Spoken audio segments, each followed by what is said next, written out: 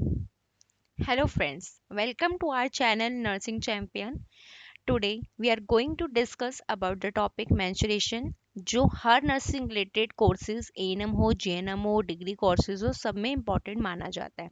सबसे पहले हम इसकी डेफिनेशन के बारे में बात करेंगे। The monthly discharge of blood and endometrium from the uterus starting at the age of puberty and lasting till menopause. ये एक रक्तस्राव की ऐसी प्रक्रिया है जो हर लड़की में 8 से 13 वर्ष की लड़की में शुरू हो जाती है, हर महीने होती है और ये 40 से 50 साल की उम्र में बंद हो जाती है। इसमें क्या होता है, यूट्रस से ब्लड मतलब रक्तस्राव होता है। अब हम इसकी साइकिल के बारे में बात करेंगे, menstrual cycle. During the cycle, endometrium is prepared to receive the fertilized ovum. इस साइकिल के दौरान एंडोमेट्रियम जो यूट्रस की लेयर होती है वो रेडी होती है एक फर्टिलाइज ओवम को रिसीव करने के लिए। And it becomes thicker, soft and rich in blood supply. ये थिकर हो जाती है, सॉफ्ट हो जाती है और इस एरिया में सबसे ज़्यादा ब्लड सप्लाई होती है उस टाइम पे। When no fertilized ovum arrives in the uterus, जब कोई fertilized ovum यूट्रस बच्चेदानी तक नहीं पहुंचता है, तो जो यूट्रस की लेयर होती है एंडोमेट्रियम वो ब्रेकअप हो जाती है, टूट जाती है और रिजल्ट इन मेंस्ट्रुअल फ्लो, जो मेंस्ट्रुअल फ्लो का स्टार्ट हो जाता है प्रोसेस लड़कियों में। एंडोमेट्रियम ब्लीड्स 3 to 5 days, 3 से 5 दिन ब्लीड करती है। Blood contain epithelial cells, mucus and doesn't clot. इसमें क्या होता है, म्यूकस म्यूकस होता है और एपिथेलियल सेल्स होते हैं। The amount of fluid is normally 30 से 80 ml होता है। After menstruation there is a period of prepare for the endometrium. After menstruation क्या होता है, फिर से एंडोमेट्रियम की लेयर जो है बनती है by the resting period and slow growth, और धीरे धीरे ये लेयर बड़ी होती जाती है। In about the middle of resting period, इस पीरियड के दौरान जब एंडोमेट्रियम की लेयर बन रही होती है तो एक न्यू ओवम जो है वो ओवरी से डिस्चार्ज होता है, जिस प्रक्रिया को हम ओव्यूलेशन कहते हैं।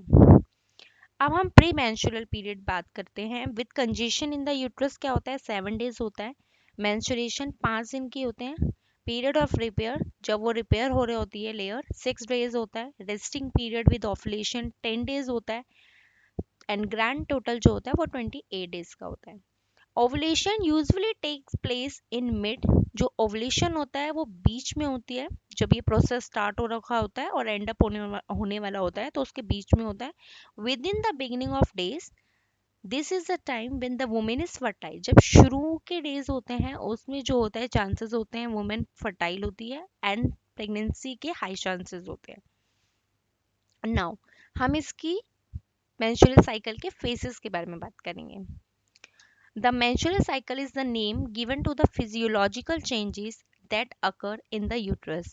यूट्रस में जितनी भी फिजियोलॉजिकली चेंजेस होते हैं and which are essential to receive the fertilize oocyte, जो किसके लिए ज़रूरी होती है, फर्टिलाइज ऑक्साइड मतलब फर्टिलाइज ओवम को रिसीव करने के लिए ज़रूरी होते हैं, उसको हम फेसिस कहते हैं मेंस्ट्रुअल साइकिल का।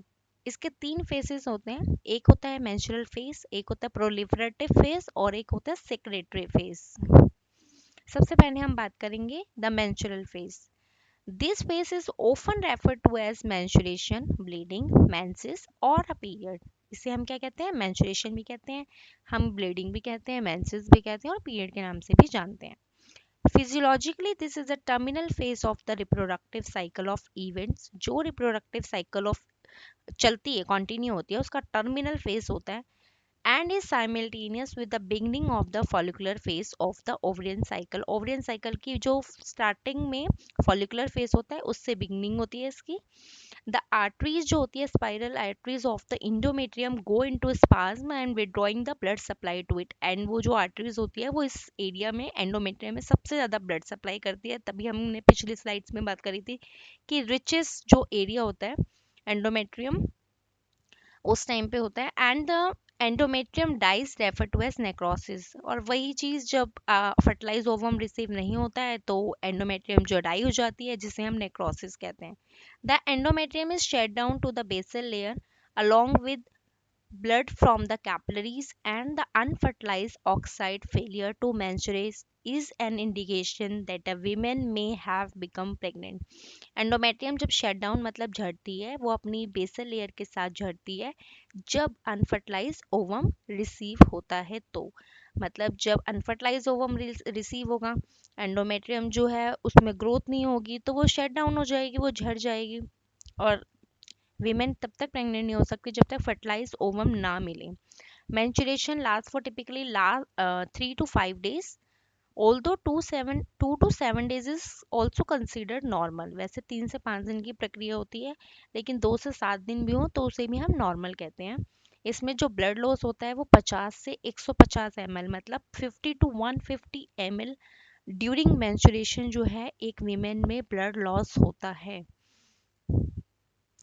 अब इसी फेज के अंडर में हम दो जो मेन टर्म होती है, एक मेनोरेजिया, जैसे कि हम जानते हैं कि जब किसी वीमन को हैवी ब्लीडिंग मतलब मोर देन 150, क्योंकि 50 से 150 ml नॉर्मल ब्लीडिंग होती है, more than 150 is heavy, then we can say that women is facing heavy bleeding.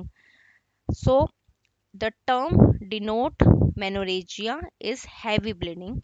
Dysmenorrhea is women experience uterine cramps caused by muscular contraction to expel the tissue. Severe uterine cramps are known as dysmenorrhea. हम dysmenorrhea किसे कहते हैं? जब women को क्या होते हैं, uterine में क्रैम्प्स होते हैं मस्कुलर कॉन्ट्रैक्शन की वजह से बहुत ज़्यादा, and it can be more severe. So at that time we will call कि जो एक वीमेन है वो सफ़र कर रही है डिसमेनोरिया से, जब उसके दर्द इतने खतरनाक भी होते हैं कि इंजेक्शन भी लगवाओ और टैबलेट भी लो, ये वाली कंडीशन हो जाती है। समटाइम जो वीमन होती है can admitted to hospital also due to blood loss, due to pain and all. अब हम बात करते हैं इसके नेक्स्ट फेज की, the proliferative phase.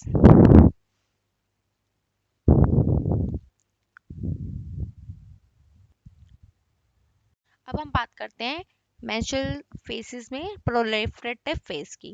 This phase follows menstruation, is simultaneous with the follicular phase and lasts until ovulation।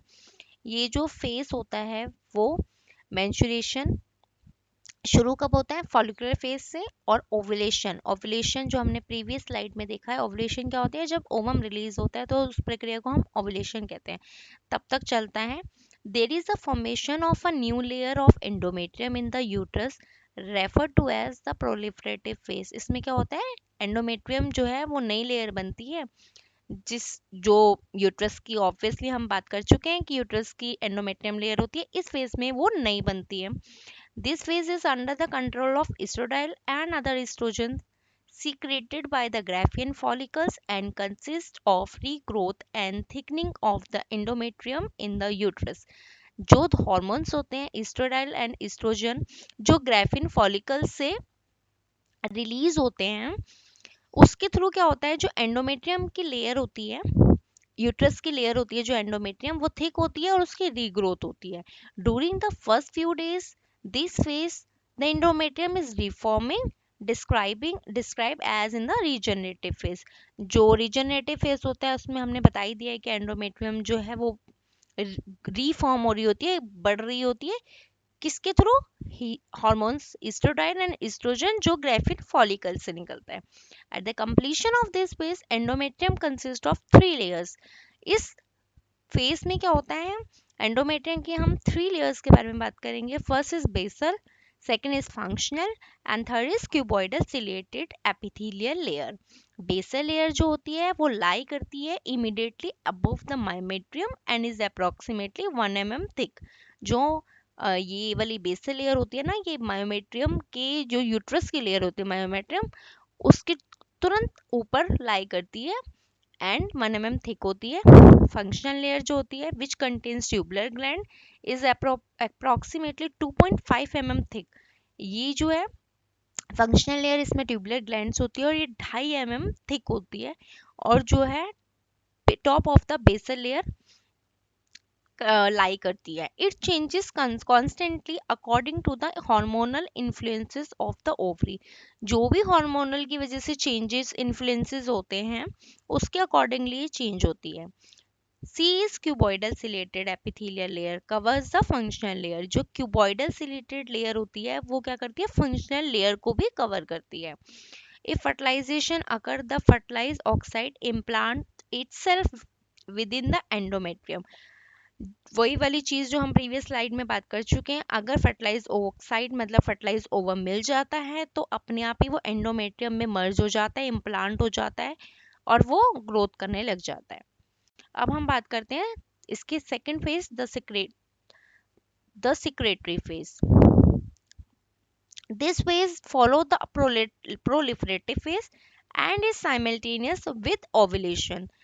This is the third phase, and already we have discussed proliferative phase और साथ साथ चलता है ये ovulation के. It is under the influence of progesterone and estrogen secreted by the corpus luteum.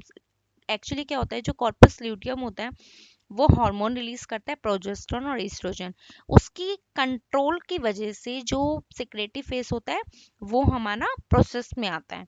The function layer of endometrium thicken to approximately 3.5 mm and become spongy. जो functional layer होती है एंडोमेट्रियम की वो थिक हो जाती है, कितनी, 3.5 mm, एंड स्पॉन्जी हो जाती है नेचर में. The blood supply to the area is increase and the glands produce nutritive secretion such as glycogen.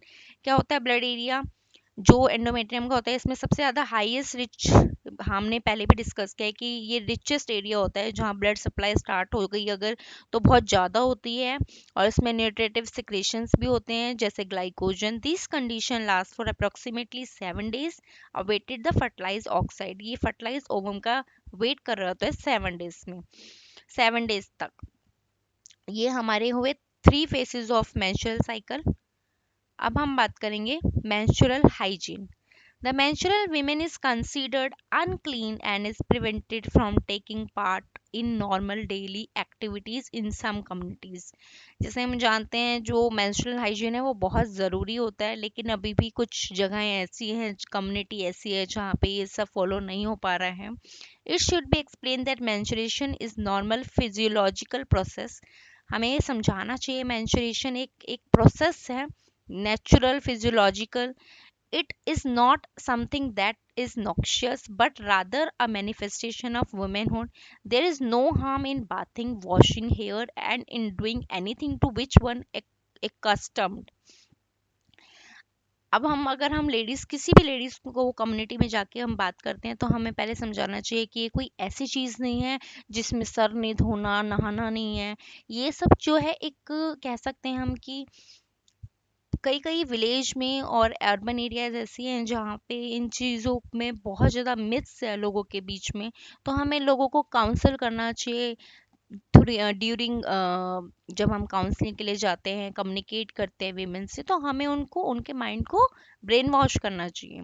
The menstruation discharge is usually controlled by mean of an absorbent sanitary pads. Alternatively, an absorbent tampon may be placed in the vagina. And hygiene maintain करने के बहुत सारे हमारे पास आज की, at if we will talk about today's present scenarios, so we will have lots of option. जैसे टेम्पन्स हो गए, पैड्स हो गए, वो यूज़ करने चाहिए. And tampon fitted with a cord are available commercially. इसमें क्या होता है, जो टैम्पन्स होते हैं वो हम एक लेटेस्ट कह सकते हैं. Pads normally everybody is using, सारे यूज़ कर रहे हैं, बट जो टैम्पन्स होते हैं वजाइना में प्लेस किए जाते हैं. They are easy to insert and remove. Their chief disadvantage is that they cannot be used unless the hymen is torn or stretched. Vagina drafting is not only unnecessary at the end of period or at any other time, but is possibly harmful in that it washes away the natural protective discharge. इसके कुछ disadvantage भी हैं, but हमें basically as a nurse ये हमारी responsibility है कि अगर हम काउंसलिंग के लिए कम्युनिटी में जा रहे हैं, अर्बन एरियाज़ में जा रहे हैं, रूरल एरियाज़ में जा रहे हैं, तो हमें एक एक पॉइंट समझाना चाहिए लेडीज़ों को कि किस तरीके से हमें ये पैड्स यूज़ करने चाहिए, टैम्पन्स यूज़ करने चाहिए, इंस्टेड ऑफ अनक्लीन क्लोथ्स। जो अनक्लीन क्लोथ्स होते हैं वो इतने ऑब्वियसली इतने डर्टी भी होते हैं, सैनिटाइज नहीं होते हैं प्रॉपर, उसमें इन्फेक्शन सबसे ज़्यादा होता है। और ब्लड जो होता है वो हमारी बॉडी में ऑब्वियसली उसमें डिस्चार्ज होता है ब्लड का, तो वही अगर हम डर्टी ब्लड वाले क्लोथ्स यूज़ करेंगे तो हमारे अंदर सेप्सिस सेप्टिक इन्फेक्शन होने के सबसे ज़्यादा चांसेस रहेंगे। Now the vagina can take care of itself, and it is remarkable how it cleans itself of all the menstrual debris in the course of a few hours. Regarding sexual intercourse during menstruation, there is no sound medical reason for advising against it in a healthy couple. The only objection is the obvious aesthetic one. वही चीज़ें हैं कि ये सारी जो hygiene है वो बहुत ज़रूरी है वीमेंस को।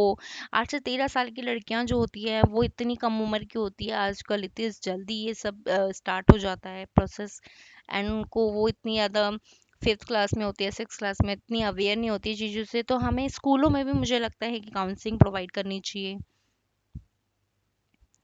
Thank you for watching our video, please like share and subscribe to our channel.